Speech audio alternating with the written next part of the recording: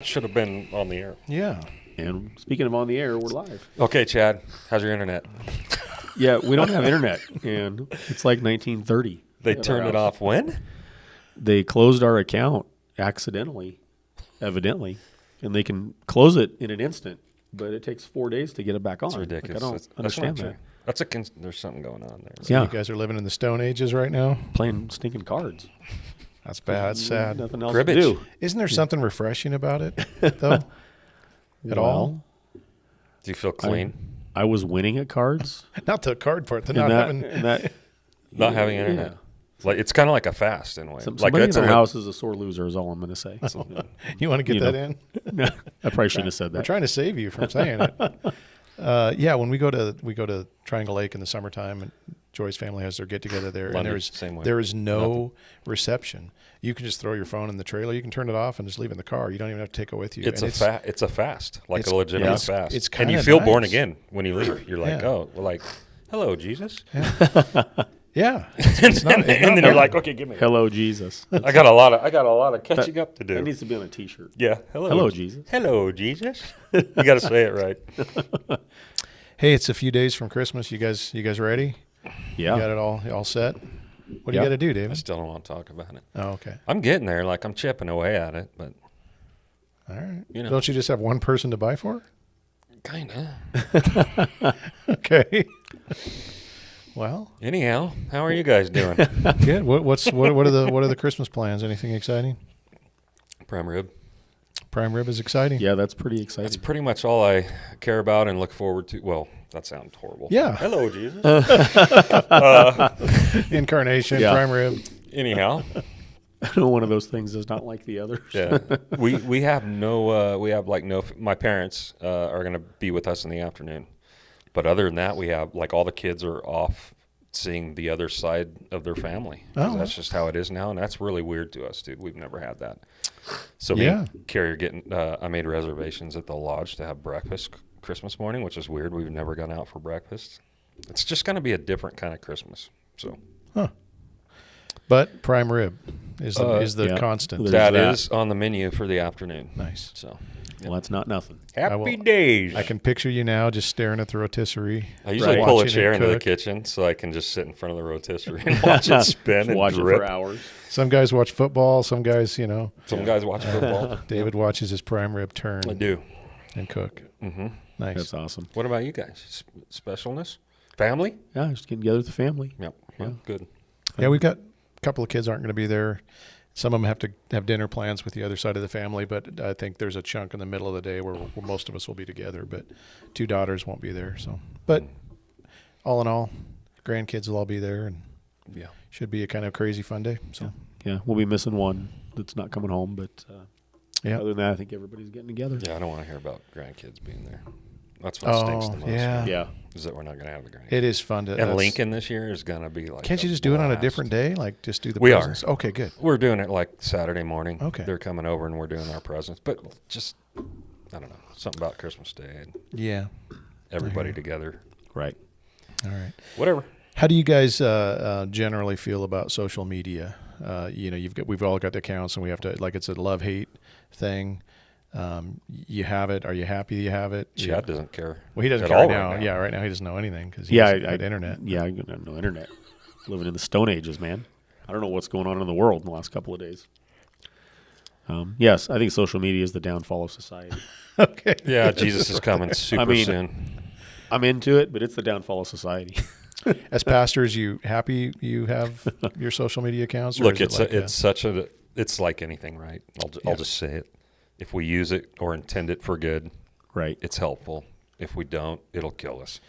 And like as a pastorally, like I have been blessed with the resources and the expediency of those resources, like the availability of the resources, Sure. the access to them. Like it's amazing as pastorally when I'm in that mode and I'm looking for something but if I'm not in that mode, I see all kinds of stuff I don't want to see. Right. And then it starts doing other things. You see the worst of people on social media. It stinks. Yeah. As a pastor, I'm glad I have it, because it helps you to have kind of your pulse a little bit on what's going on in the world. Sometimes what's going on in people's lives, we're called to shepherd Right. people, and you do get a pretty good glimpse sometimes of what's real that you might not get otherwise, that can be, helpful perhaps, and sometimes discouraging. But it also gives you kind of your thumb on the pulse of what's going on in the church. Yeah, for sure. And that's one of the things I kind of really am happy that I that's one of the reasons when I get on there every day and look, and stuff comes across my feed, and it's like, oh, this is happening, that's happening, this is a big deal. I'm wiser for it, maybe, and also I like seeing a Sure. lot of that. So I like agree with what's that. going on in the church Yeah. as a whole, not just near but far. Yeah. Right. Globally, you're able to get a lot of information, a lot of articles that just bring you up to date on something you otherwise would have no clue about, as far as what God's doing somewhere else. Or like the articles are good too that people write. Like you're gonna Right. maybe go into today, yeah, that's Super like just helpful. today I got on because we don't get magazines anymore that we yeah. can touch, Some and people do. flip and smell. I could go for a magazine right We now. talk about this all the time, man. I miss magazines, dude. But whatever. good riddance. So I have to go here Yeah. to get an Yeah. article. I don't want whatever. papers, magazines. It just doesn't. Love it. They clutter up the joint. Again, Jesus is coming back. Until you don't have internet. Well, then it'd be a problem. But Right. But I would hotspot. I wouldn't. I'd have been fine. Yeah, I could go for a newspaper right now, crying out loud. Yes. So just to case in point, today I got on just for a few minutes before came to do this, and John Piper is celebrating 55 years of marriage. Saw that. Saw that. It's D.A. Carson's birthday today, so shout out to D.A. I'm sure Yeah. he tunes in every Yeah, week. I'm sure both of them do. So, We'll talk soon. And then Hulk Hogan got baptized. Yeah, brother. Oh, wait. Brother, That was real and recent? Hulk Hogan got baptized. So I SBC saw church. that, and the pictures were so bad that I thought it was some like thing that happened in No. like deep history. Yeah. No, he said it was the greatest day of his life. Yeah, no, like That's legit. came to Christ, got baptized. Yeah. Wow. Yeah, with his family, it looked like too. Yeah. Yeah, I mean, I saw it today. It's See, like, God could save anybody.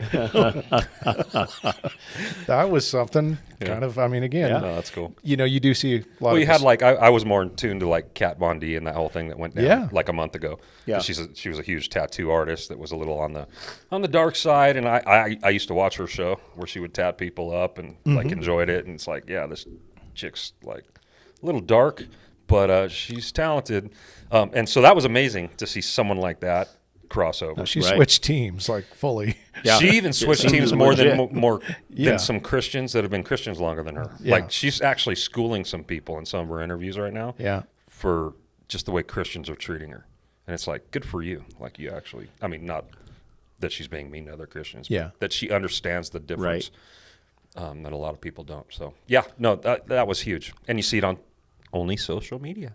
yeah. Wouldn't have known otherwise. Yeah.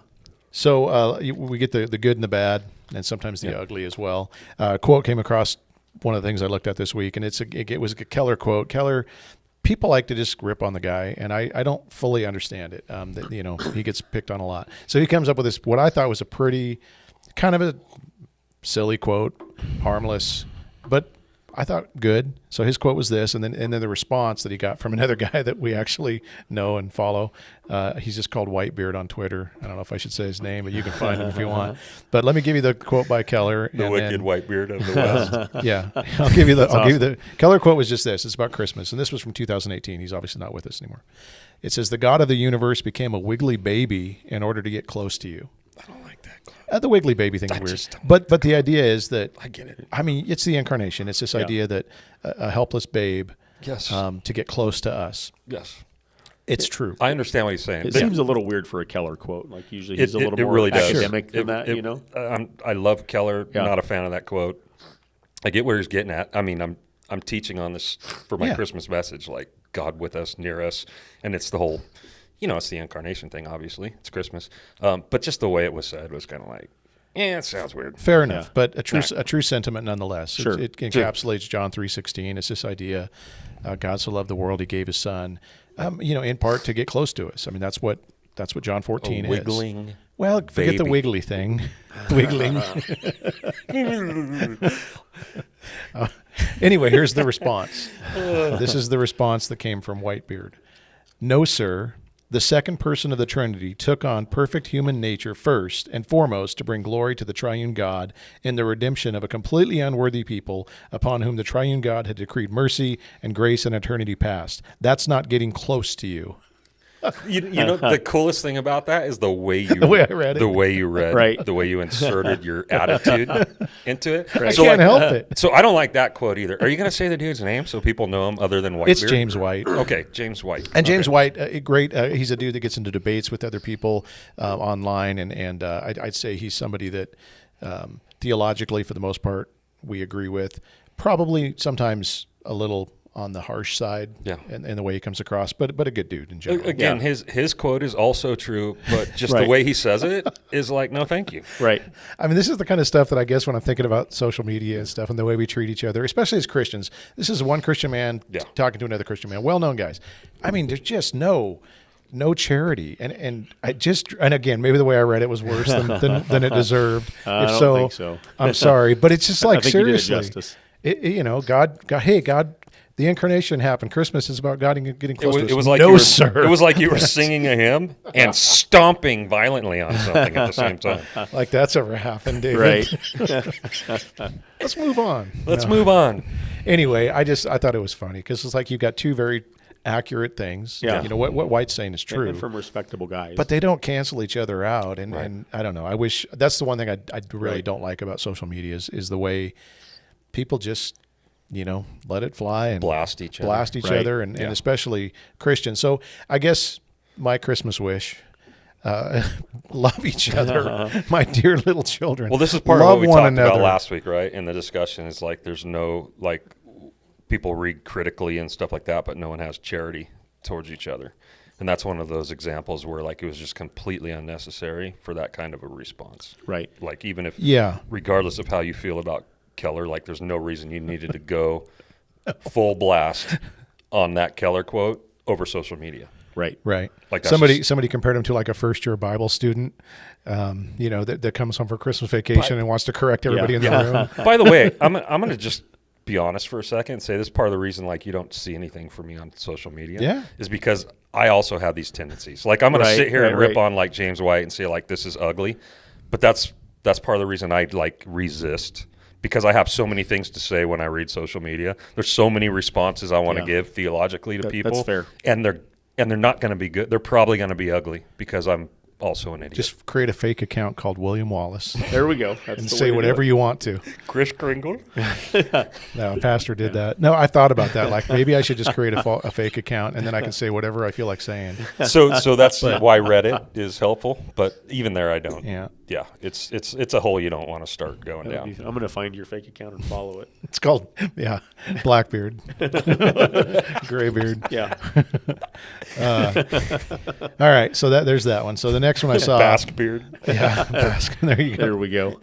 Next I one I wonder who saw, that less controversial, and I'll try to read it in normal. The timbre of my Do you think voice. you can do it? I'll try. This was from a site you turned us on to, David, called Imprecatory Psalms for Dads and Moms. Malms. Yeah, and not moms, but moms. Which means moms. M-A-L-M-S. Yeah. It's got a rhyme song. Anyway, this is something we've talked about before, and we've run into other pastors that have different ideas about this. So I thought it'd be kind of fun to talk about. He says, one of the main problems with the church today is that many pastors view the church as a place for unbelievers when it is supposed to be primarily a place for the saints. Agree, disagree? What do you think? I think in a statement like that, we try to create a dichotomy that maybe isn't fully Totally, true. dude. Right. That's So, I mean, I would agree that the church is a place primarily for believers. But that doesn't mean that unbelievers don't come in. That doesn't mean that people that you think are believers are unbelievers sitting in your midst. And so I don't think it's just a hard, one or the other. Agreed. No, I totally agree. I've seen this before in the past. The people go back and forth on, like, by definition, the church is the called out ones. It is Right. made up of saved people only. There is the invisible aspect of it, reality Right. of it, like you just said. But by definition, it is the gathering, the assembly of saved people, right? So it's about the saved people. Right. But do we not want unsaved people to see or experience or, rub up against what believers do and how they come together and what that looks like and be attracted to it. And again, Paul seems to be okay with it. We've talked about this before. Where was it? 1 Corinthians 14, right? Yeah. They're all speaking in tongues, and his argument is like, if outsiders come in, which we should expect them to, in other words, into the midst of the assembly of believers, the church, like, we need to pay attention to what we're doing and how we're doing it so that it can be accessible for them. So, like, Paul's mindful of in my opinion, he's clearly mindful and expectant that non-believers will come into them, but the church is just made up of believers. So. I'm struggling to because we've talked to some pastors that have the same mindset, and I don't know where it comes from. I don't know if their church just doesn't have anybody that ever visits, or if they're just positive that everybody in their seats truly are born again. I don't know, not to be rude, but we have a lot of people visiting, and I question a lot of people that sit in our pews, not everybody, but I mean, there's people that have been around that, you're not sure where people stand. I mean, I don't just assume that everybody that says they're a believer is a believer. Right. So you're always kind of mindful of the fact that you're going to have wheat and tares growing up next to each other. This is part of the norm. Well, in all fairness, this is why some people are so staunch on membership. It's because they are trying to work out those unknown things about people that are sitting in their midst, and we know a couple of them that are very heavy on it. But doesn't guarantee anything either. Yeah. It doesn't, because you can answer the questions the proper way and everything else. But yeah, I mean, it's how do you know? If you're having a public gathering, right, even if it's the gathering of saints, how do you stop other people, because it's public, from coming in freely and willingly? And do you want to? So I get if there's a clear tear in the wheat field that's just completely like having their way with the flock. Like there's like negative things happening because of this person being present. That has to be dealt with. The Bible gives us ways to deal with that. But I think that's the worry, right? Like that's the scare. Why it needs to only be for the church and nobody else is because they're going to come in and contaminate the church. It could happen. Right. But a lot of times you just got a mixed bag of people that are sitting under the gospel and kind of doing the same things and looking the same way. And how do you know? I don't know. Yeah. I don't know. I'm rambling today, and I said I wasn't going to talk, and that's why I'm not going to talk. I might even, and this is my soapbox I tend to get up on, but I might even go like that statement, just consumerism in the church, like people's approach to the church is like, what's in it for me? And I think we're going to talk a little more later about kind of getting outside of ourselves, but whether church is whether you think it's for the believer or for the unbeliever, like if your approach to church is like it's all about me and what I get out of it, like you're missing a pretty big chunk of something. Yeah.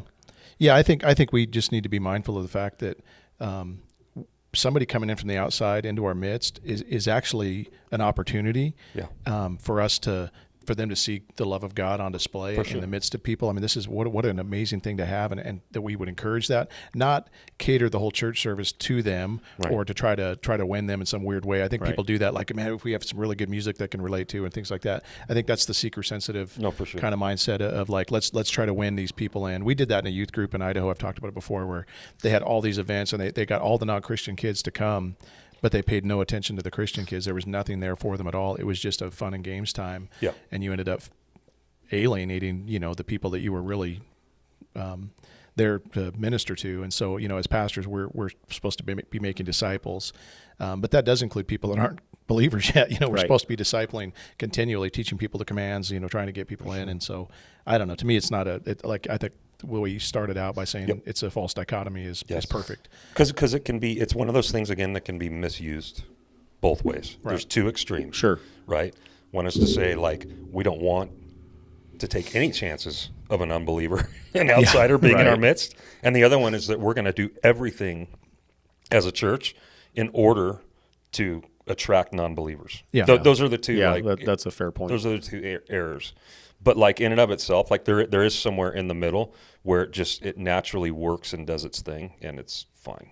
I feel like we've struck that balance well over the years, and again, I don't know. I don't know how much of it we can take credit for. Or we just have tried to create an atmosphere where people feel welcome when they come in. Yeah. They're hearing God's word preached. We're not compromising on the messages, which I think is 100% what we And should nothing do. we do when we get together is done well. So it's not that.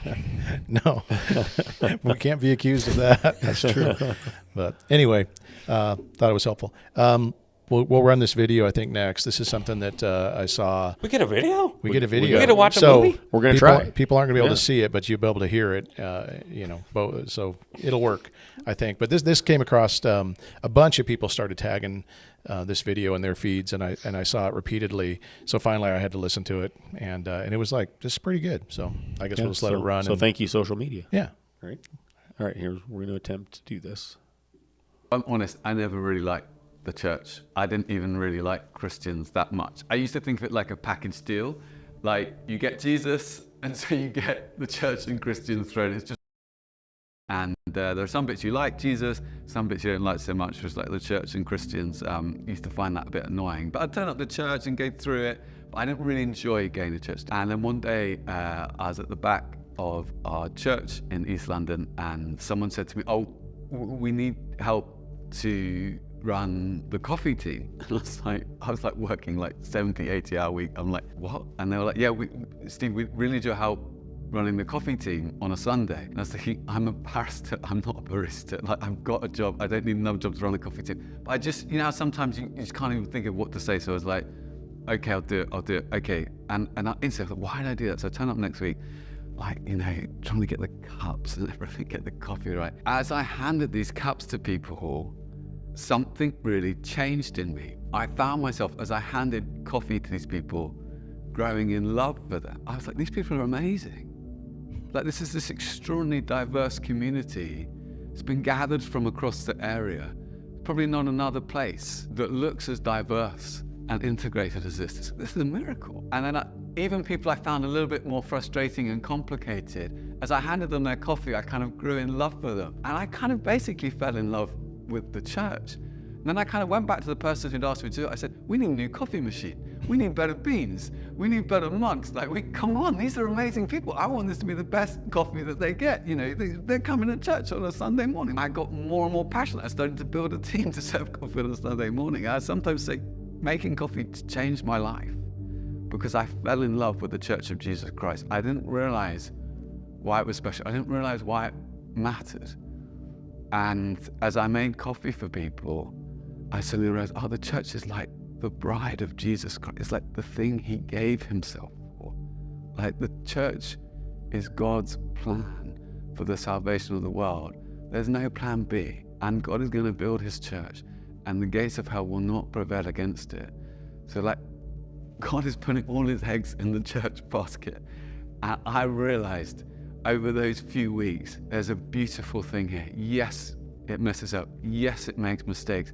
You'll never find a perfect church, but it's a beautiful thing. And I thought, that's what I want to spend my life building. Sound like Barry Waters. New breed. I don't know Barry. So. Oh, I thought you did. Oh. No, Well, you know what? Forget it. that was a reference nobody got, David. He didn't sound like he was from around these parts. We almost needed subtitles at one point. The video did have subtitles. Oh, good. He said, I'm a barrister, not a barista. And I thought that was funny. That's the title of the video. But anyway, Lawyer, English word for lawyer. what'd you think? Yeah, I agree. Thanks, Chad. Thanks.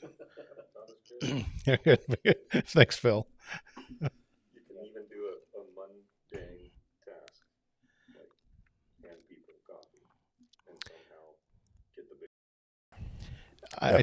That's kind of cool. I don't think this is something people get. It's the service component. Yeah. When we stop going, what can you do for me? And we put ourselves in any position that says, what can I do for you? It changes things. Right. Yeah. I can't tell you how many people I talked to don't like the church. Like, he started up by saying, I didn't really like Christians. I wanted to be, I liked Christ, but I didn't really like the people. They don't like Christians. They don't like the church. They don't really see a value in the church or in coming to church. And it's usually because of the things you mentioned a second ago. The music's not what I want it to be, and the children's programs aren't what they want, and all those kinds of consumeristic kind of things. And this guy was right there. And the thing that changed it was something as mundane as just making coffee for Yeah. people and handing them their coffee. Yeah. I love how he said that as he handed people their cups, he fell in love with them. Yeah, it's rad. That was a cool statement. Yeah, as he's serving them Yeah. on this very simplistic, ordinary level. Right. Something happened inside. Yep. Yeah, I mean, that's how God does things. This is one of those areas where I just wish everybody, and again, we need to make opportunity for it. The coffee ministry is probably something most people don't even think of as a big deal. It's just a very minor thing. But the more opportunities we can create for people to get involved and to use their gifts and to serve and to do this, the better. And so probably. I wish that every person would find an area to serve in, and I don't know Right. what that looks like or what it means. Children's ministry is probably the most neglected area of the church. That's the place people don't want to get involved the most. It's the one that we want to pay Right. somebody to do so that we don't have to. But again, the opportunity to meet the kids, to Yeah. serve them well, to meet the parents that are dropping the kids off, to make Right. those connections. I mean, that's a no-brainer. You to know, me. what's so cool is even seeing like a lot of the people that we have volunteering or like in the nursery Yeah. here are grandparents. They're Yeah. Right. great they're grandparents. like yeah, in their 70s or even 80s, and they're down there with these little infants and these little toddlers, and that's like amazing to me. And they're doing it on purpose. Like Yeah. they have this they get it. You know what I Right, mean? right. And that they're putting themselves in that position, that kind of service that nobody else wants to do. Like it kind of touches me a little bit. yeah, Yeah. I agree. It's a big deal, and Yeah. it's a lesson for the Yeah. rest of us. Yeah. Yeah. So thank you guys for doing that. Yeah, if you've been sitting on the sidelines at church and kind of wanting there to be more to church than what you have been experiencing, I think this guy's tapped into the answer. It's not complex. It's simple. It's right there. It's just to begin to serve the people around you. Just the mindset when you come to church, again, is not what am I here to get, who am I here to love? And Right. one of the greatest, easiest things to do is just find somebody to talk to, find somebody to encourage, find somebody to pray with on a Sunday morning. Just come with like, that's what I want to do. I want to meet somebody new. I want to pray for somebody today, and I want to say something encouraging to somebody. Yep. You come in with like that kind of an attitude, mindset, it'll change your whole Yeah, church like experience. I want to Right. make a difference, even if it's on the smallest level. Yeah. Right. Yeah. Help me to do that, Lord. And then so you're coming with that awareness. Yeah. Well, I even think of people that, they come, they consume, whatever they consume, and then they leave. Yep. And they don't think about, what you're talking about. Yeah. And just, how those people are missing out on, a big part of the church when they don't take time to engage, when they don't take time to serve, and get to know other people. I mean, it's just such a beautiful part of the church is just to get to know the people that are in it. Yeah. Well, that's why it even gets old for a lot of those people. Like I don't have statistics for this, but I think I've Right. seen a pattern over the years of people that never jump into a place of service at some point get bored. Right. Whether it's a year later, 2 years later, and they're down the road, they're looking for something new. Yeah, definitely. Right. Because it's all about how they're staying. Right. It's stopped meeting Excited. their needs for whatever reason. Yes, but the people that crawl into the trenches and serve, they seem to be more lifers, Yeah. more long timers. Yeah. Yeah. That's probably a fair point. Yeah. It is funny that, I have no stats to back that up. no, but the relationship dynamic does change when you begin to pray for a person or to serve a person when they become somebody that you kind of, I don't know, just begin to have compassion and understanding for. I can't tell you how many times that's happened with me where we all have people that annoy us and that irritate us, and that you see them Careful. coming, and it's like you start praying for that person though. Before long, you can't help but care about them Sure. and what they're going through, and it changes. And it's been funny to see how people can just win you over all of a sudden to where now they're like a brother or sister in a close relationship because of Right. those things. So yeah, if you want more out of church, I think that's the obvious answer. We're gonna have like 60 people sign up for coffee ministry. That would be okay. There's so many other things too, but the They're like children's- Sunday school, no coffee ministry. Yeah, I think I could. Even something like the women's ministry group that just kind of formed and started. Now you've got this group of ladies that are combining forces, or to come together with ideas, and they've got this purpose that they're working on together. That changes so much. Whatever. So there's all kinds of crazy So ideas. you We might call that one decent ladies ministry. They're combining forces. I can't remember how many there are in there, but it's One five decent or woman. 6 different women. Yeah, no, they're all a force to be reckoned with, but it's pretty cool. So, all right, I got one more. It might be a little bit of a long one, but maybe not. So, Don't do it. Just stop now, dude. So this is a guy on Twitter that I saw. His name is Josh Howerton. I just started following him recently, but he tweeted this thing out, and immediately it started getting all kinds of crazy responses, like 350,000 views last time I looked, which was a few days ago, and people were not happy with what he wrote. And he basically said, beware of lists like this about Jesus. He gives these 2 lists, and he's saying beware of both of these lists, not just one. People looked at the first one and just went off on the guy. and what he's trying to basically, I think, do is say, as Christians, we have this tendency, or as maybe I don't want to say Christians because I don't know. I think non-Christians do it too. Sure, they want to take Jesus and make him like their personal mascot for their agenda and the things they believe and the things that they think are important. And so, this version of Jesus backs up what I look. If we can get Jesus on our side, exactly, like we're feeling pretty good about it. Right. I'm feeling 100% better about myself. That's got to be it. And you're right. It's believers and non-believers. If we can get God on our side or to agree with us, yeah, then we're rocking. Right. So these lists have some things that are true in them, and they have some things that are just not right. Or they're things that are kind of right but need to be qualified. There you go. That's probably a better way to put it. They're things that are a little bit tweaked and stretched for personal purposes. Yeah. Yes. So first list is this. So beware of lists like this.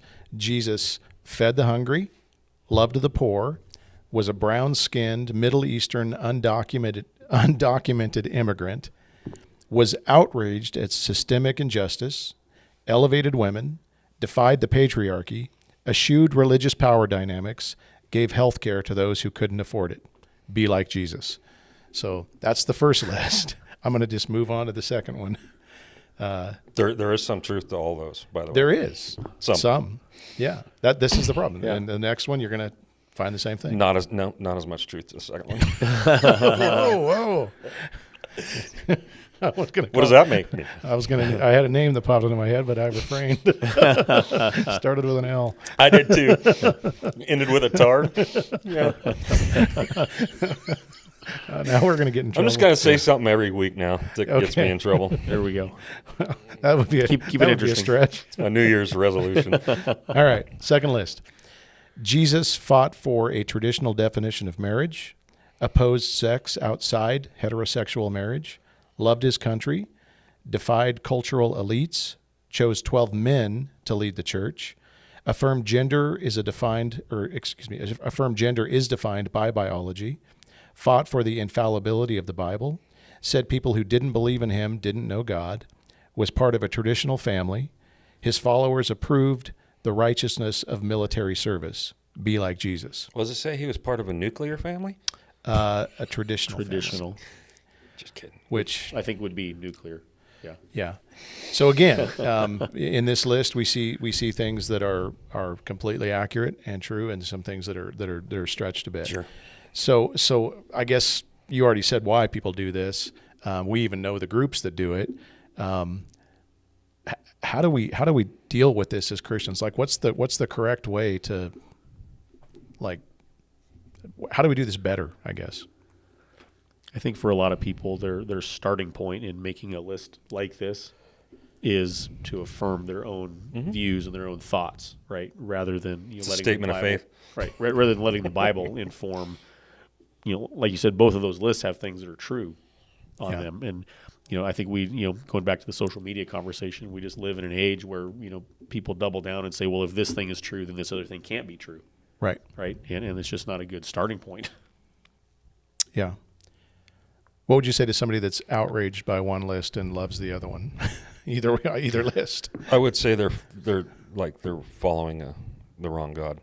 They're following a political or a governmental entity, because that's really what these lists do at the end of the day. Right. Yeah. Is they draw the line and they say you're either in this party or this party, and what you think about these things tells me which one you're in. Sure. And It's tells another you false which one you're in. dichotomy.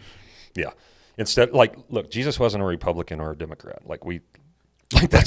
That's what the church stands up and says, and needs to continue to stand up and say. Like, we need to pull these people out of this vacuum they've been sucked into, which has been created for them, and be a critical thinker, be an objective thinker, which means we go here to draw any conclusion on any given subject Yeah. in the world around us.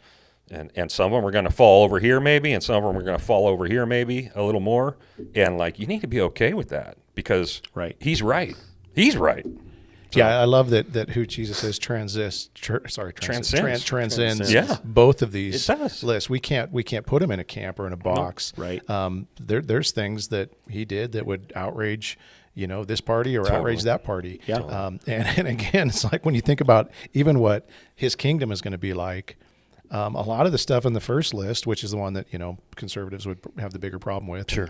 are probably going to be a lot of what we get to see without all the sin and corruption and the Sure. political agenda and all that.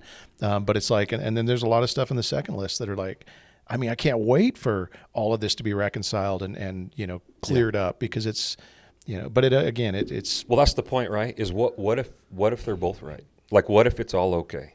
yeah, imagine that. Like, and what if you could be okay with all of it being okay? Right. This is the problem. This is, I think, what puzzles me is that we're not okay with thinking outside the box, with having, different things be okay with us. We always have to fit in again to the column that's been, assigned to us. Right. Or we feel lost, or like we don't have an identity. And it's just like start being okay Yeah. with just truth of any given subject, being okay, no matter what it looks like. And hopefully maybe have a little compassion for somebody that favors one list over the other. Yeah. Sure. And try to understand where they're coming from and why. I mean, this is something, again, when you go back to the earlier thing we were talking about as far as just no charity among people anymore. And anyway, Yeah, I think it was Keller that said something along the lines that if your God never disagrees with you, that you might have just created an idealized version of yourself. right. And realizing when we approach lists like these, like the Bible should push back against us, and God's word should, rub us the wrong way, and should cause us offense and cause us to think and reconsider our viewpoints on things. Yeah. Well, here were a couple of the conclusions that this guy came to on these lists. He said, everybody wants to pick and choose aspects of Jesus to make him the mascot of their personal cause. But, number one, Jesus is Lord, not a mascot. Jesus does not submit to himself, Jesus does not submit himself to our causes. Our causes must submit themselves to Jesus. Right. Thought that was good. And then the second one, he says, this is exactly what the Ten Commandments forbid in taking the Lord's name in vain. To put God's name on your flawed cause equals to take the Lord's name in vain. I thought that was good too. Yeah. Like, I don't know that he's pleased if we assign him like a, you're in this camp and stay there and enjoy it. It's Right. like, well, Which the church has largely done. yeah. Yes. And then he ends with 2 Corinthians 11:4. For if someone comes and proclaims another Jesus than the one we proclaimed, you put up with it readily enough. And this is where, we get in trouble a lot for not taking a harder stance sometimes on things. And I think this You is mean what from we're- the pulpit? Yeah, from the Yeah. pulpit. Not I mean, Because yeah. we're totally open. I think all of us to sitting down and having real thorough conversations about anything Yeah. with people. Yeah, absolutely. But we're not going to use that platform to or make maybe that- to draw a line between us and them. Correct. Which there is a line there. There is this thing, but when you're trying to reach people on one side of the line and people on the other side of the line, whatever that looks like. Right. This isn't just political. This could be a lot of things, but the gospel is to go to all people. Right. And so you don't alienate Right. half the people you're trying to reach just for no good reason. So, Right. Yeah. Yep. Well, fellers, that's what I got. Well, heck, that That worked was- out pretty good. I thought thought you were going to about- go. yeah. For some reason in my mind, I'm thinking like he wants us to go through like each of these statements on each of these lists. I didn't make that clear. I didn't think that would and be it's helpful. like, thank you. No, Yeah. thank you. This was better, dude. Yeah. This is the shortest podcast maybe ever, but the shortest, No. but it's also the shortest day of the year today. Oh, you're So right. It's go. fitting that we have our shortest podcast on the shortest day of the year. Solstice. Winter solstice. Solstice. Yes. Solstice. Snow squall. That's why I did it, Chad. It was our gift to Yeah, you it was intentional. as our faithful listeners. Hope you all have a Merry Christmas, and Yeah. and we'll be back next week, a couple days after Christmas, to complain about whatever happened at our family gatherings. There we go. Just kidding. Exactly. All right, one of you guys can pray. You want to? Lord, thank you just for discussions like this where we can all just be aware and reminded continually of what you're pleased with and what you're not pleased with. We thank you for the things you've given us, the things you've blessed us with, like social media. I pray that we would be convicted always to use those resources right, that we may see you more, grow closer towards you by what it is that we consume on there. And I just pray for more wisdom for the church, more love for the church, just more of everything that your son had when he was here, so that we may know exactly, again, what you want and what you don't want, what you're like and what you're not like. And so, yeah, just continue to transform and cleanse and shape and change your bride every day to a world that needs to hear what the bride has to say, and help us to say it well. Help us to represent you well. And we ask it in your son's name. Amen. Amen. Amen. See you next week.